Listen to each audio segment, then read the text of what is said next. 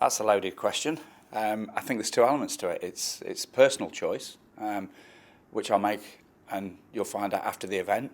And then there's the business choice. And I think Toyota is a global brand. We enjoy global shipping. We enjoy global interaction. In Europe, we have 3 major manufacturing plants for materials handling. We have one of the most advanced manufacturing operations in the UK with Toyota Motor Manufacturing. We enjoy free trade. Our objective throughout of this is to make sure that whatever happens, that the British public are not exposed to anything that restricts that free trade across the world and across Europe. Well, there are 2 aspects to look at, I think, in this respect. First of all, the transport, which we don't get involved with particularly.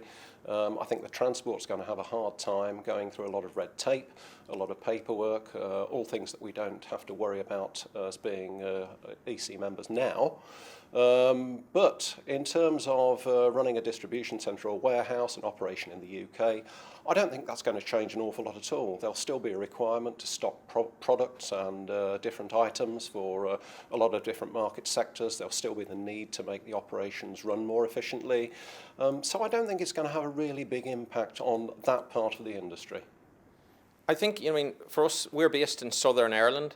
And I know for Combilift, we ship a lot of 25% of our products shipped into the UK market.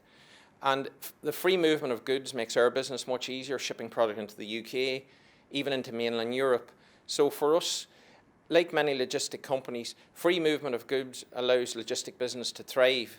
But if you're a large multinational company and you want to set up a logistics centre in Europe, if the UK exits the European Union, it's unlikely that distribution centre is going to be built in the UK. It's more likely going to be in mainland Europe. So it will have a negative effect for the logistics business long term.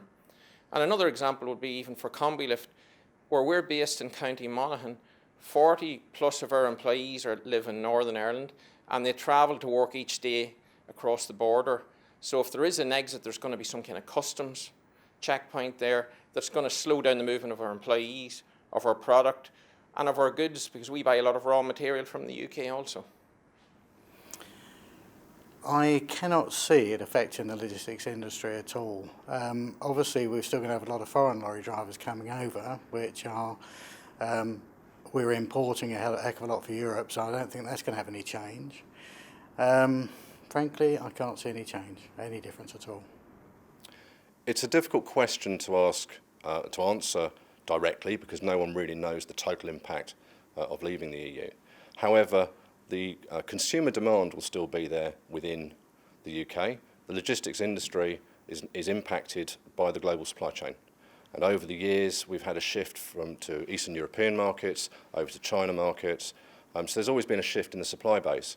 However, that affects mainly imports and exports. The domestic networks of logistics shouldn't change that dramatically. As far as tariffs go and the tariff systems, I don't know, because no one's been able to tell us that. Well, I'll have to get my crystal ball out there. So it's a difficult question. Really, what's likely to happen, what concerns me, is about business confidence, as there is with any type of disruption if we were to leave. So this could manifest itself in different ways. First of all, a significant proportion of our business is international. Now, beyond Europe, it may have an effect. I'd be surprised if it has a significant effect. Within Europe, it certainly could have an effect. So that could also be affected by what happens to the relative value of the pound against the euro. So if the pound strengthens, and some of the pundits think it might, then it will be more difficult for us to export, as it will with any other UK-based business. And that could lead to a downturn, but I think the confidence issue is more likely to lead to a downturn. So I think that's one factor. I think another factor is recruitment. We take most of our employees through or from UK universities, particularly our new graduate starters. So we're looking for the cream of the crop. Many of those, some of them are UK, some of them are international students.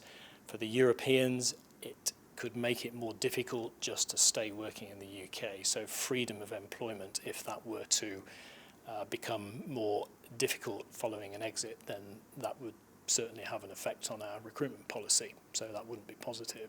So overall, as you can probably tell, I'm in favour of remaining. I have a responsibility to the business and my colleagues, and that's really what drives that answer more than anything else. Tough question, hard to quantify.